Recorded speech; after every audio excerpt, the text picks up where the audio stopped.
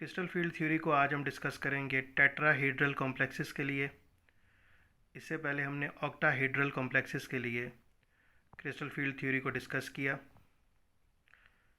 अब जब complex tetrahedral होता है और टेट्राहेड्रल कॉम्प्लेक्स में जब लिगेंड्स अप्रोच करते हैं सेंट्रल मेटल एटम को, तो हमारे पास जो डी ऑर्बिटल्स की स्प्लिटिंग होती है वो दो सेट्स में ही होती है, लेकिन यहाँ पे जो स्प्लिटिंग होगी वो थोड़ी डिफरेंट होगी ऑक्टाहेड्रल कॉम्प्लेक्सेस के मुकाबले में।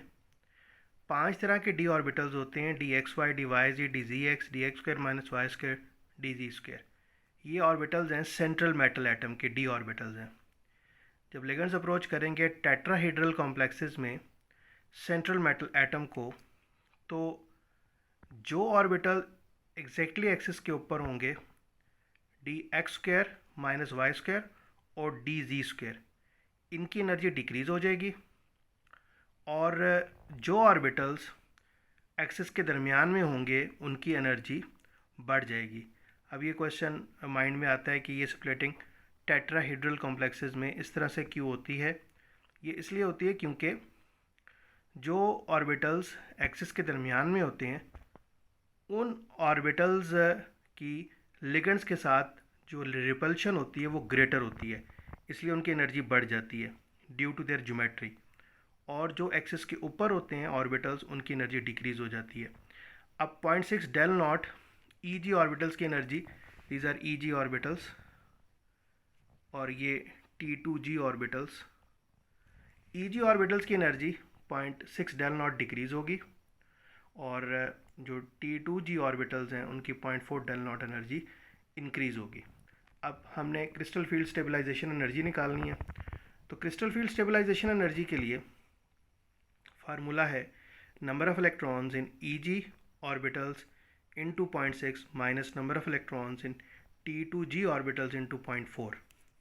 अब हमारे पास अगर एक एग्जांपल है D5 इलेक्ट्रॉन सिस्टम की, और ये हाई स्पिन कॉम्प्लेक्स है। हाई स्पिन कॉम्प्लेक्स उस वक्त बनेगा जब हमारे पास वीक फील्ड लिगेंड होगा और इलेक्ट्रॉन्स की पेयरिंग डी ऑर्बिटल्स में नहीं होगी।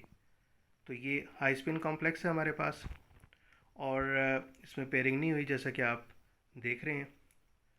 Eg ऑर्बिटल्स की एनर्जी डिक्रीज़ हुई, और जो T2G ऑर्बिटल्स हैं उनकी एनर्जी इंक्रीज़ हो गई। और ये जो हम कॉम्प्लेक्स डिस्कस कर रहे हैं ये कॉम्प्लेक्स टेट्राहेड्रल कॉम्प्लेक्स है। अब अगर हम क्रिस्टल फील्ड स्टेबलाइजेशन एनर्जी निकालें, number of electrons in Eg 2 हैं इंटू 0.6, ये फार्मूला हम यूज़ कर रहे हैं, और minus number of electrons in T2G orbitals ये 3 हैं इंटू 0.4। जब ये एनर्जी निकालेंगे तो ये 0 डेल नॉट निकलेगी। तो ये आपकी असाइनमेंट है कि आपने D6 इलेक्ट्रॉन सिस्टम और D7 इलेक्ट्रॉन सिस्टम जो हैं लो स्पिन और हाई स्पिन, उनकी एनर्जीज़ आपने कैलकुलेट करनी है। ये मैं आपसे फीडबैक लूँगा, बल्कि आपकी असाइनमेंट चेक करूँगा। आपकी असाइनमेंट है D6 और D7 electron system for tetrahedral complexes. पहले हमने ऑक्टाहेड्रल कॉम्प्लेक्सेस पढ़े, अब हम पढ़ें टेट्राहेड्रल कॉम्प्लेक्सेस। तो आपने D6 और D7 जो इलेक्ट्रॉन सिस्टम है उनकी क्रिस्टल फील्ड स्टेबलाइजेशन एनर्जी निकालनी है for low spin and high spin for tetrahedral complexes. अच्छा जी, नेक्स्ट इसमें कलर ऑफ द कॉम्प्लेक्सेस को हम डिस्क्राइब करेंगे।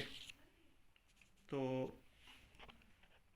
कलर ऑफ द कॉम्प्लेक्सेस में हमारे पास एक कॉम्प्लेक्स है, ये वाला हेक्साअमीन टाइटेनियम 3 कॉम्प्लेक्स है।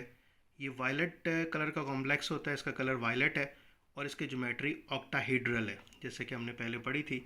तो ये जो हमारे पास डी ऑर्बिटल्स हैं, ये 5 डी ऑर्बिटल्स हैं डिफरेंट। ऑक्टाहेड्रल कॉम्प्लेक्सेस में T2G ऑर्बिटल्स की एनर्जी डिक्रीज़ होती है और Eg ऑर्बिटल्स की एनर्जी इंक्रीज़ होती है। तो अगर हम इस कॉम्प्लेक्स में सेंट्रल मेटल एटम देखें तो सेंट्रल मेटल एटम टाइटेनियम है, और उसका टाइटेनियम का एटॉमिक नंबर 22 है।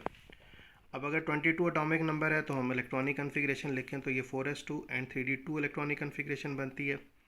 टाइटेनियम इस कॉम्प्लेक्स में पॉजिटिव 3 ऑक्सीडेशन स्टेट में, तो पॉजिटिव 3 ऑक्सीडेशन स्टेट में होने का मतलब है लॉस ऑफ 3 इलेक्ट्रॉन्स।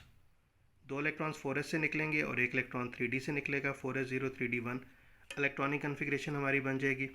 अब ये जो d ऑर्बिटल्स हैं उनमें सिर्फ एक इलेक्ट्रॉन है, वो इलेक्ट्रॉन अभी मैं फिल करता हूँ।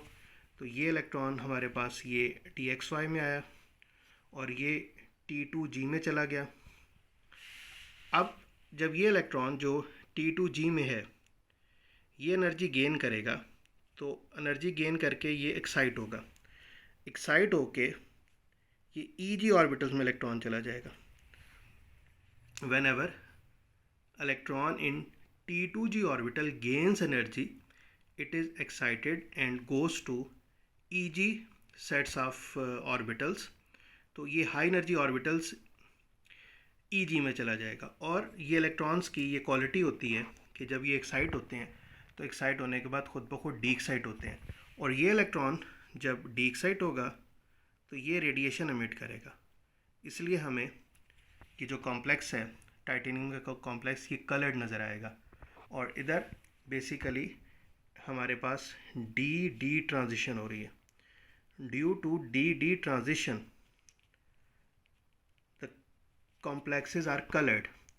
ये डी डी ट्रांजिशन हो रही है, इट इज़ वेरी इंपॉर्टेंट।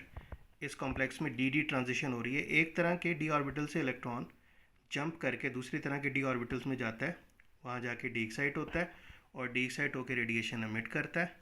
और ये रेडिएशन एमिट करने की वजह से ये जो रेडिएशन एब्जॉर्ब कर रहा है और जो एमिट कर रहा है, इस वजह से हमें ये कॉम्प्लेक्स कलर्ड नज़र आता है।